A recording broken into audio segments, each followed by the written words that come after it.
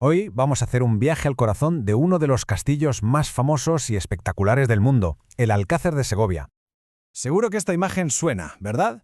Es una silueta inconfundible, de esas que hemos visto mil veces y que nos transporta directamente a un mundo de reyes, reinas y, bueno, de fantasía. Pero, ¿cuál es la historia real que hay detrás de este castillo? ¿Sabíais qué inspiró a Disney? Esa es la gran pregunta y vamos a intentar responderla juntos descubriendo los secretos que guardan sus muros. Vale, para empezar a entender el Alcázar, lo primero de todo, es fijarse en su forma y en dónde está. Y es que, ya os lo adelanto, nada, absolutamente nada en su diseño es casualidad. Mirad dónde está. Se asienta sobre una roca enorme justo entre dos ríos, el Eresma y el Clamores. O sea, una defensa natural prácticamente perfecta.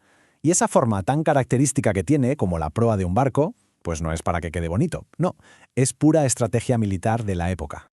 Pero claro, una fortaleza así, tan imponente, no se iba a quedar solo en eso.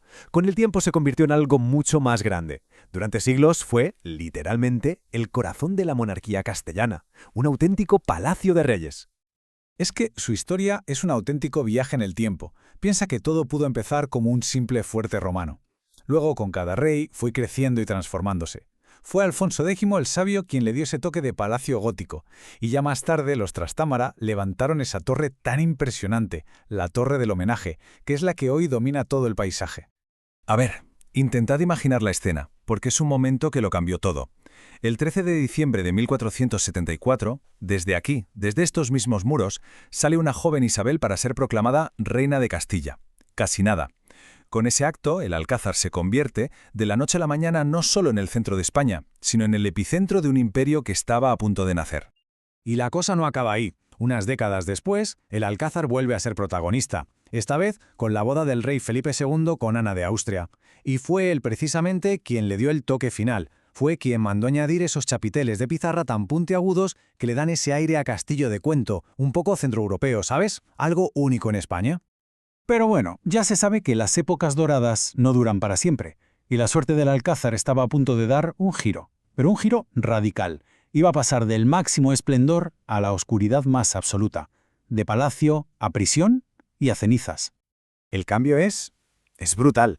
En el momento en que la corte se muda a Madrid, el Alcázar se queda, digamos, vacío de poder. Pierde todo su brillo y ¿en qué lo convierten? En una prisión de Estado. Ojo, no una prisión cualquiera, era una prisión, por así decirlo, de lujo, para nobles y gente importante que había caído en desgracia. Parecía que el castillo encontraba una nueva vida, ¿no? En 1762, Carlos III decide establecer allí el Real Colegio de Artillería. Se convirtió en la sede de la academia militar más antigua del país. Fue como un pequeño renacer justo antes de la gran catástrofe. Y aquí llega el momento más oscuro de su historia. Después de tantos siglos de gloria, de poder, de vida, llega la tragedia. Apuntad bien esta fecha, 1862. Fue un desastre total. Un incendio terrible que arrasó con todo. Se llevó por delante los techos de pizarra, todos los tesoros del interior y, lo más doloroso, siglos y siglos de historia que estaban en documentos que se perdieron para siempre. El Alcázar que todo el mundo conocía, simplemente desapareció, se lo tragaron las llamas.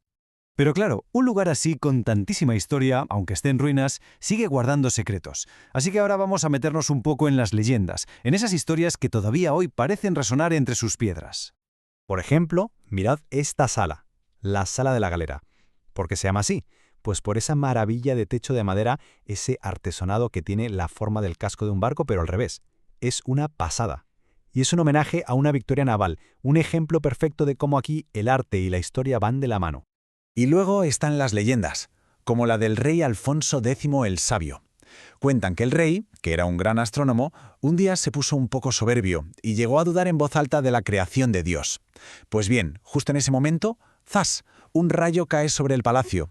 El rey, muerto de miedo, se arrepintió al instante y mandó esculpir en la pared un cordón de piedra, como el de los franciscanos, para pedir perdón por su osadía. Y cómo no, ¿qué sería de un castillo así sin sus pasadizos secretos? Pues claro que los tiene, o al menos eso dicen los rumores. Se habla de una red de túneles que conectaba al Alcázar con los ríos, con otros palacios, vamos, rutas de escape en toda regla.